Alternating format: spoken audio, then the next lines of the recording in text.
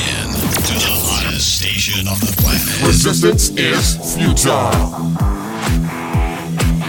The revolution has begun.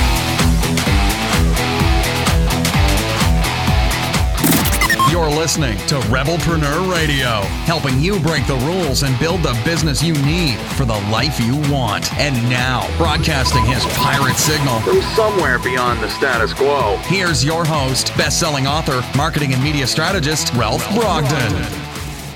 Hello and welcome to Rebelpreneur Radio, the show that helps you build the business you need so you can live the life you want. I'm Ralph Brogden. I talk to so many people who have a message, but they've never taken the time to really craft their message and package it in a way that people can benefit from it. And I'm talking about people who understand how to take their message and turn it into a book or turn it into a talk that's really going to help them make an impact on the world. One of the people who has learned how to do that is with us today. He's going to share his wisdom with us and his unique perspective on life. I'm speaking with J.A. Plosker. He has had careers as a social worker, an attorney, and a college instructor who's taught courses in comparative religion, ethics, and social work. His passion is talking to people about personal and spiritual growth, so he founded Nobody Press. And published, I love that, Nobody Press, and published the multi-award-winning book, The Nobody Bible, Uncovering the Simple Wisdom in Ordinary Life. He is the host of the Nobody Guide to Life podcast and video series on YouTube, and he gives talks on mindfulness and the power of ancient wisdom in everyday life. J.A. Plosker, welcome to Rebelpreneur Radio. Well, thank you. Thank you for having me. I really appreciate it. It's a real pleasure to have you because I love all the subject matter that you are talking about. I love comparative religion, ethics, social work, spirituality, personal growth. If you were to look at my personal library and categorize the books, I think 80% of them would fit into these categories. And so it's a real pleasure to get to know you here and to have a little conversation. So you are an author. You've got a great background in a lot of different areas that have all kind of pointed towards this philosophy that I want to find out more about, what it means to be a nobody. Right. I just think that's such a great hook. But before we get into that, tell us a little bit about your background and what got you to where you are today. Well, I think you said a lot of it in the opening that, you know, I've had a lot of different careers because I just loved being in school and I loved doing different things. And I've had a career, like you said, as an attorney. I've had a career as a social worker. And one of my real passions was writing. So I was always trying to find ways to bring these messages together. And so I, in my own life, was having some personal struggles like we all do. And one of the things that led me to where I am now was taking a look back at, the clients I had worked with and the things that I had been teaching students in classrooms about philosophy and religion and spirituality, and looking to see if there was really anything in there that could help me on my personal search, my personal journey of growth. And I really discovered that this ancient wisdom that's out there is stuff we were all doing. So I decided in the midst of all my other careers to get to work on writing that book. And so the book really reflects my own journey of personal growth just as a person in the world trying to make it. So that's really how I arrived here. I don't really have any other agenda other than bringing that message to people and showing people that right in the midst of the life you're living, the careers you have, the parenting you're doing, you really can get on this road of personal and spiritual growth in a very powerful way. So that's the broad strokes of how I arrived here out of that whole background. And it was my social work background and my legal background and my ethics and religion background that really helped me to form this message. Mm-hmm. I love that. And you are the founder of Nobody Press. And yes. which is a pretty cool name. And also the author of the Nobody Bible, Uncovering the Simple Wisdom in Ordinary Life. tell us a little bit about this philosophical concept you have behind what it means to be a nobody, because most people are trying to be somebody. Right. So it's counterintuitive, but that's probably where the spiritual wisdom is coming from. So give us the philosophy of what it means to be a nobody, a successful nobody. Well, I'm sure a lot of your listeners can identify with this phrase that I never take the easy road, right? So I think to be an entrepreneur of any kind, sometimes you're picking the tough road. You're picking the road that not everyone will understand or always agree with. And so that's kind of where the nobody thing came from. It's intended to be sort of like a mind puzzle, that in a world where everybody wants to be somebody, the actual key to that is being nobody. And that all started for me. It was a teaching from a spiritual teacher of mine. He would be my spiritual teacher of over 20 years. And one of the most influential teachings he ever gave is he said, being nobody is the highest state. It's the highest we can be. It's a place of pure light. Now, it took me years, right? It took me years to unpack that concept and really reconcile it with the negative view of nobody that I had. Because when I was an aspiring author, I would walk around in the bookstores and I'd think, how am I ever going to get a book, on the shelves here? I'm a nobody. Who's going to want to hear my message? So you see that dualism is set up there, and I had to reconcile that. But over time, it really became clear.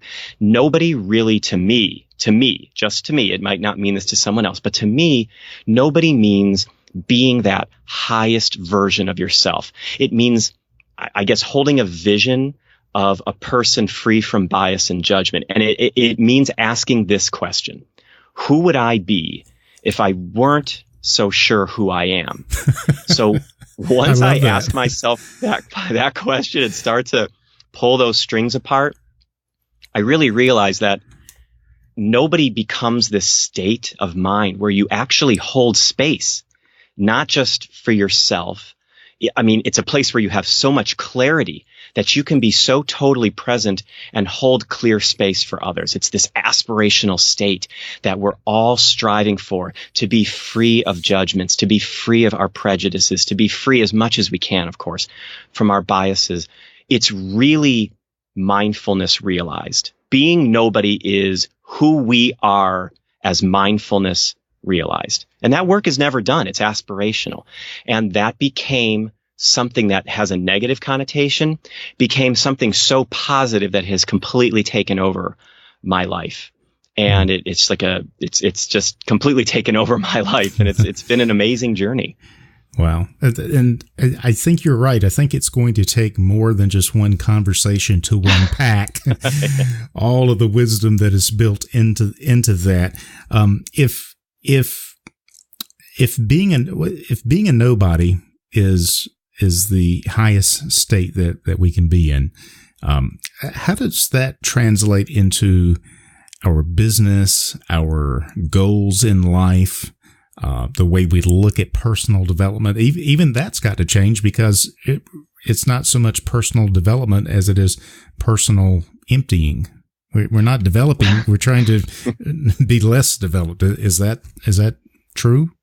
Well, I'm not sure it's about being less developed. I think because and again, this is all just my opinion, because this is an aspirational state, I envision it as something we strive for. And the more we learn about who we are, the more we learn about what makes us tick, the more we learn about the things we're passionate about. Look, ask an entrepreneur why they sell the product they sell. And they're going to say to you, well, some of them may say, because I sold a lot of products I wasn't passionate about, and I finally realized what I was passionate about, and I just went with it. That addition by subtraction only happens as we learn about who we are. So nobody's the same way. It takes meditative practices maybe for some people. It takes eating differently. It takes learning about what your digestive system can handle, what your energy system can handle. How do I relate to others? How do I communicate with others? When I stand in front of somebody and talk to them, am I talking at them, with them, by them? Am I judging them? All of these pieces actually make personal growth, personal development, spiritual growth essential to the process, because that's how we find out where our triggers are, where our passions are. And as we figure out what that is, we become clearer and clearer and clearer. And the space we hold becomes something magical. It becomes something transformational. So it actually is an invitation to growth and development instead of actually a deterrent to it. It reminds me of the simplicity. I don't want to mispronounce his name. Leo Babuchua. Less is more. Yes. And the saying that I have found so useful that I think is especially important to entrepreneurs is to satisfy, you must simplify. Yes. You've got to satisfy yourself. You've got to simplify what it is that you're doing. And I'm looking for the relevance of this. And I think it's incredibly relevant to rebelpreneurs, solopreneurs, entrepreneurs, because we tend to have too many things going on. Yeah. We've got 50 different ideas for products and services. And this is the clients that I work with. This is probably their biggest problem, is that they are very creative, which is why they're doing what they're doing. But the challenge is, before they have successfully completed one project that's going to make them money or is going to help them achieve their goal, they've already come up with ideas for 10 others that they want to start. And so it seems like with this approach, what we're trying to do is create less work, but have that work be more meaningful and more impactful. Would that be a fair statement? Well, sure. I think that's a wonderful application of this concept to entrepreneurship. And I've seen so many. You always see the bumper stickers, the T-shirts. I remember seeing a bumper sticker that said, "The more you know, the less you need." And these kinds of things. This is exactly a lot of successful entrepreneurs that I know, at least. They've got it down to, there was always that, like we said, that one product or that one seminar, or that one book they just had to write. And when they focused like a laser on that, they became so passionate about it that that they hold space for that project that is so clear, so crystal clear, that nothing could stop them. Not 100 other great ideas could stop them, because they know that one product or that one idea is something that resonates authentically with them. So I absolutely agree with you. I think it has tremendous applicability to exactly what you've said. But I like the way that you have expressed it in the sense of being nobody. That's such a powerful hook, because it's counterintuitive to what we've been taught. So the author in the book that I was stumbling over earlier, it's The Power of Less by Leo Babauta. The Power of Less, the fine art of limiting yourself to the essential. And so that's what all of it seems like. We are so inundated with so many experts and so many marketing gurus telling us what we should be doing in our business, and it's always something that we're not doing that we need to do more of. There's like 50 social media channels that we're supposed to be on, and there's another 50 that are just coming out that we've got to get in and establish our presence in, and then there's all of these things that we should be doing with our marketing that we're not doing. And so this concept of simple wisdom to an ordinary life, it's really attractive. It's really, I think, very applicable, and it's going to help us to get to where we want to be, but to do it in a way that doesn't kill us in the process. Right? Right. Well, the book actually, then what the book is that's actually a look into my first steps into this space. So what I did was I took a look at some religions, some of the world's great wisdom traditions. And I said, okay, what is it in these traditions? If we paid radical, mindful attention to our lives, what would we find? And what I found was, at that stage, when I wrote the book, the little, simple, tiny things, and this is not a new message, by the way, the little, simple, tiny things that we do each day in our lives actually connect us to this amazing wisdom of the ages. And once I discovered that, it was like this outpouring of realization that every single thing we do in life can connect us, no matter who we are, regardless of fame, regardless of fortune, regardless of ordination. We all have access to this powerful wisdom. We're all doing it right now. So what that book does, what the Nobody Bible does, is it walks you gently through the world religions, and then it shows you how simple things you do in your day can actually lead to profound personal and spiritual growth. And that was the first steps that I took into this bigger world of space holding and tremendous radical depersonalization of the self. So that's what the book was intended to do. And it goes so much beyond religion and spirituality, and it has applicability to anything in life that you're looking to do. So that's what the book was all about. That's how the book brought that to the fore. I love that, and it's kind of I guess a theology of everything, in the sense that you're looking for the common thread that runs through, and then maybe synthesizing these different religions and philosophies, and looking for ways to apply them to our everyday life. Would you be open to sharing with our listeners a few steps to help them on this journey, on this path? And maybe it's just to begin to cultivate this awareness or this mindfulness, but give us a couple of steps in the right direction that might be useful. Okay, so I guess the most important thing to remember for this question that you've asked is, in my mind, personal and spiritual growth doesn't happen, at least for me. I always qualify it with that because it's so personal. It doesn't really happen on a distant mountaintop or in a deep, dark cave, although that can be how it seems. We read books, we pull books off our shelves of these great masters and yogis, and that's how it can seem. But it happens right here, right now. So for me, when I was working as a social work counselor, when I was working, helping people, spiritually, one of the first things I would have people do is first decide what you want to work on now. Pick one thing. So what is that? Is it eating better? Is it being a better friend? Is it meditating more? And then number two, it's really important, I think, to identify, and this goes back to something we were saying about having 50 ideas, identify one small step. I didn't invent this. I didn't invent this, certainly, but one small step that you can take to make that goal a reality, and keep it small.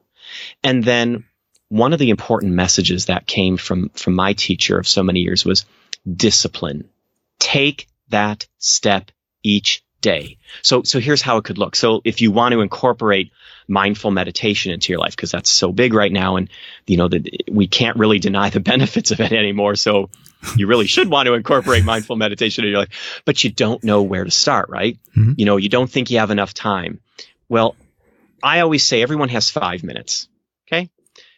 At least it takes me longer than 5 minutes to fall asleep. So I know at least when people go down and put their head against the pillow, everyone has 5 minutes. Well, that's redeeming the time, because especially when you're sitting there trying to go to sleep. Well, there's your time. Yeah. There's your time. Or when you wake up in the morning, knock your clock back from 6:30 to 6:25. So in the morning, then, before your feet hit the floor, spend 5 minutes. 5 minutes focusing on your breath. Okay? It doesn't require you to read 1,000 books. It doesn't require you to go to 1,000 seminars. Spend 5 minutes focusing on your breath. Then take 30 seconds to set an intention for the day. That's it. So that's where we start, because I think sometimes on the roads of personal and spiritual growth, and this was something I was trying to cure in the Nobody Bible, we get so overwhelmed by the amount of wisdom that is now available to us from every wisdom teacher on YouTube, Wikipedia, whatever platform. 5 minutes. Instead of spending 5 minutes reading about it, spend 5 minutes doing it, and discipline yourself to do it over and over. And then what happens? What happens is discipline becomes practice, practice becomes habit, and then habit becomes growth. And that's how this works. And so that's my message. Is my message new? No. Are there 1,000 other books out there that talk about taking small steps? Sure. But my message comes from me, just like your message comes from you. And who knows who it's going to resonate with. So I just spread this message far and wide. And if it sticks to one person, great. I'm good. I just got to get that message out. Identify it, start small, and do it each day. Well, I love that. And it's so simple that it would be a shame for someone not to actually take 5 minutes to implement it, because it is such a simple concept. And I could extrapolate that to a lot of things that people procrastinate on, that they need to be doing in their life. Right. Right. Like certain marketing activities in their business, or phone calls that they need to make, or relationships that they need to begin to cultivate. And I've got another 5-minute thing that has worked for me that has helped me to be more, to show more gratitude. I heard people talking about write a gratitude journal and the things that you're thankful for. I guess that's fine. That's one way to approach it, but I found myself wanting to write more thank you notes and thank you cards to people and actually touch them in a handwritten way. And I thought, well, instead of journaling in a gratitude journal that no one's going to read, why don't I take 5 minutes and actually write someone a thank you note? And just that simple 5-minute act has really been transformative. And best of all, I'm not just making myself feel more gratitude, but I'm actually expressing that and spreading some cheer and some goodwill to other people. So there's lots of ways we could take this and apply this to our life, our business, our relationships, and just any area in life. And what I love so much about what you just said is, again, this other message. It doesn't fame, fortune, ordinate. None of that matters. Everybody has the ability to send a thank you, say a thank you, whatever. Everybody has that opportunity to express gratitude, and it transcends all boundaries. And if you take the time to do one of those things, I always say that, a good deed is magic, or a compliment is magic. Giving one makes two people happy. And you can change someone's day. You might be the only opportunity that if someone's having a bad day and they get your note, it can change their whole day. Yeah. And it took you 5 minutes? Yeah. 5 minutes. And if it takes longer than 5 minutes, then people rationalize that they don't have time to do it. So let's make a list of all the things that are so impactful and how we can get them done in 5 minutes or less. And it's really not so overwhelming once you look at it that way. But that does require us to think about what's important, to simplify our life, and to have the discipline once we've identified it, and take the small step to be disciplined to do it every day. And that's the key to success, isn't it? Absolutely. And, anybody, I'm not in sales, but I know, where I work and where I have worked, people who are in sales, it's that constant, it's checking in. It's making a phone call. It's returning that email. It's these small things that you do with leads and with clients that can turn someone's mind around. I recently had to make a purchase, and it was a purchase I wasn't looking forward to, but the person that I was involved with in the sales capacity was so committed to making it a smooth transaction and not pressuring me. It was almost a discipline. I could almost sense that he had actually trained himself in the art of being nobody in the transaction, that I went ahead and not only did I make the purchase, but I've gone on to refer other people in that direction because I know that they're folks that respond to that. So it's a very powerful concept when you twist it, turn it, straighten it out, and look at it for what it really is. Yeah, yeah. And I love that. I love that application in a sales or a marketing context. Rebelpreneurs listening to this, entrepreneurs, solopreneurs, that it's not necessarily the one who is screaming and yelling, trying to get attention, that makes the most sales or has the most success. And I think more and more people are, I know that they are resisting that type of hard sale marketing approach. And so I think there is a space and an opportunity for people who can be more mindful in the area of sales and marketing, make deeper connections with people, and actually create success from not doing it the way everyone else is doing it. That's actually something that's very attractive, I think, to the market. Hold space for your clients. Hold space for, because I think sometimes we get into the thing where we want to meet every challenge with a solution. I personally don't respond to that. What I prefer is when I bring up a challenge to someone in a sales context, I want them to acknowledge the challenge and be with me in that challenge. And then together we find the solution. And if it harmonizes with the solution they offer, then the sale is made. So if you offer me a solution before I've even fully articulated to you my challenge, I'm done. I'm gone. Mm-hmm. Now, that's just me. I mean, that's just how I operate. But you are so right. There is a space for this other piece. And I think it's a powerful space, and I think it's wide open, especially in light of the popularity of mindfulness right now. Yeah. And we were talking before about changing someone's life in 5 minutes, or at least making their day brighter. Right. A lot of the courses and a lot of the products and services these days are, I believe, rightfully focusing on transformation. But for a lot of people, transformation is this huge thing that takes 6 weeks or 8 weeks or 6 months of counseling. And, psychologists are trying to create this transformation with counseling and different counseling approaches. And then people are trying to create transformation with medicine and with drugs and with alcohol and with various other things to try and change their state. But the things that we are talking about are very powerful, that we can create a safe space for people.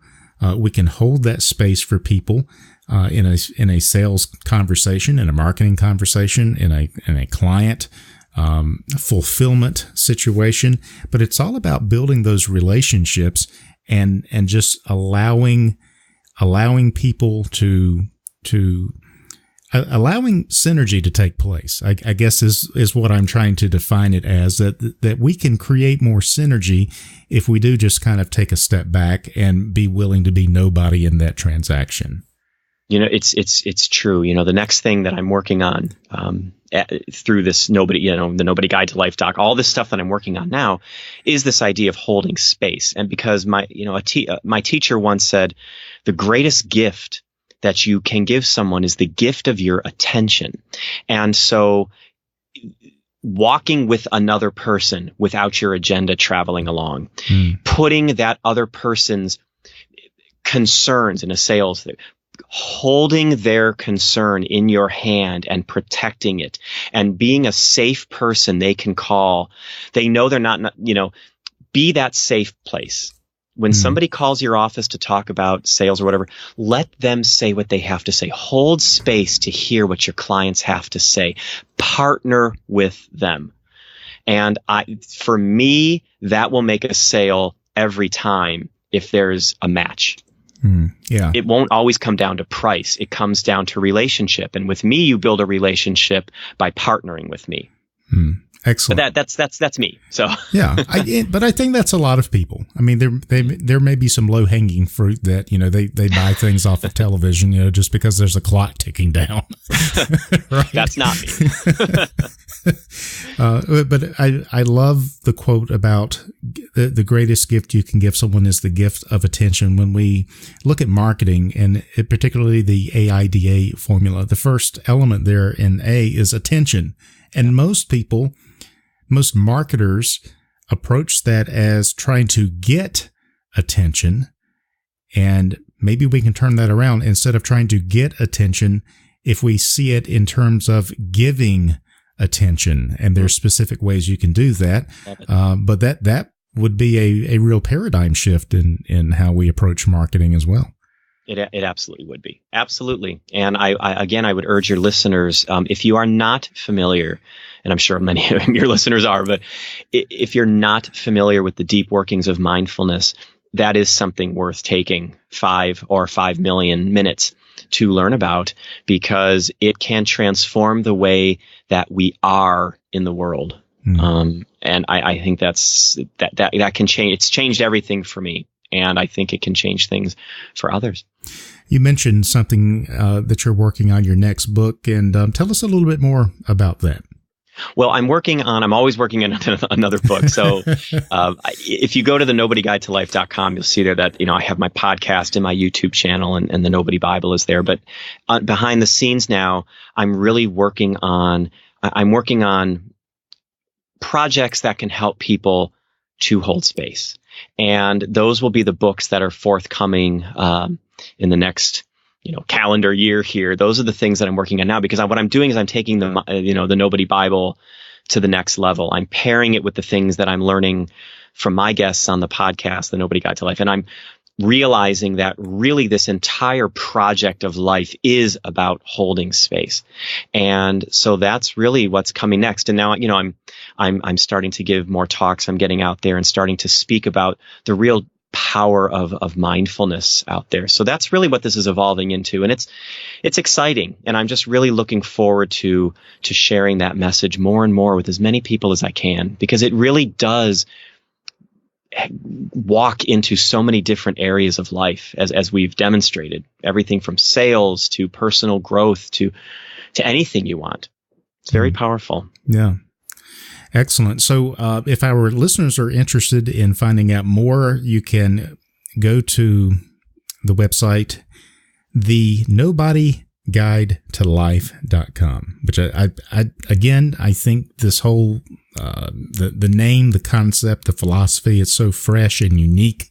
And I really love it. thenobodyguidetolife.com. You can find out more about J.A. Plosker and his work.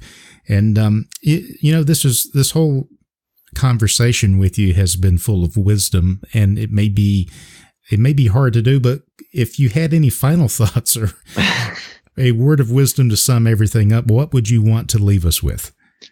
Well, look, no matter who you are, and I've said this to clients, I said this to anyone who will listen, no matter who you are, you can do personal and spiritual growth right now. You don't have to be rich, famous, ordained. You don't have to wait till someday. So something as simple as paying attention as you wash the dishes, being fully present for that, or holding space for someone during a conversation. Anything you do during the day has space for you, and everyone can do this right now. I will bang that drum until the end of time.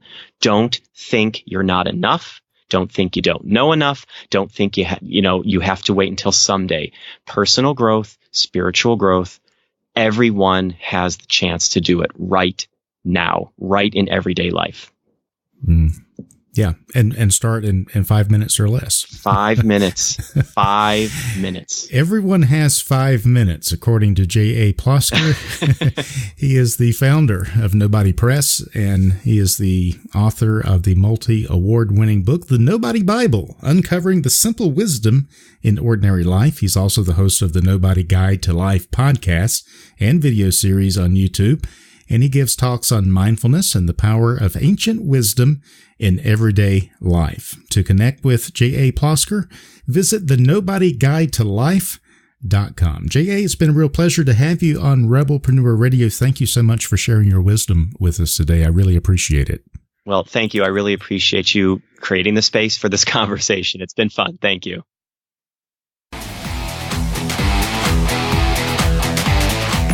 You've been listening to Rebelpreneur Radio with Ralph Brogden. Download the show notes and much more at rebelpreneur.com.